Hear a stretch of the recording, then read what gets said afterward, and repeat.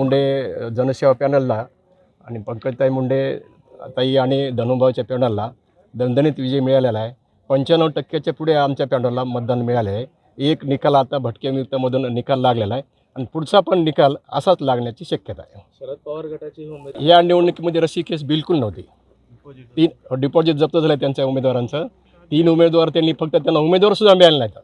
फक्त 3 उमेदवार उभा केले आणि म्हणजे एकतर बँकेचा खर्च झाला आणि जनतेला त्रास झाला सगळ्यांना आणि त्यांनी निवडणूक लादली. त्यांनी बँकेच्या पहिल्याच निवडणुकीमध्ये दोघे मुंडे बहीण भाऊ एकत्र पाहायला मिळाले होते. कसं चित्र राहिलं, कसं राहिलं खेळीमेळीचं? खेळीमेळीचे वातावरण ते दोघं असल्यामुळे आणखी फरक पडला.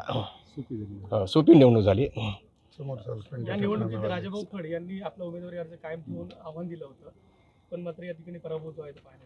हो, डिपॉझिट जप्त झालं ना. राजाभाऊ फडचं डिपॉझिट जप्त झालेलं आहे. किती मतं मिळाली तुमच्या उमेदवारांना? आमच्या उमेदवाराला 14,312 मतं मिळाली तर आणि समोरच्या उमेदवाराला 1407 मतं मिळाली. 16,287 पैकी.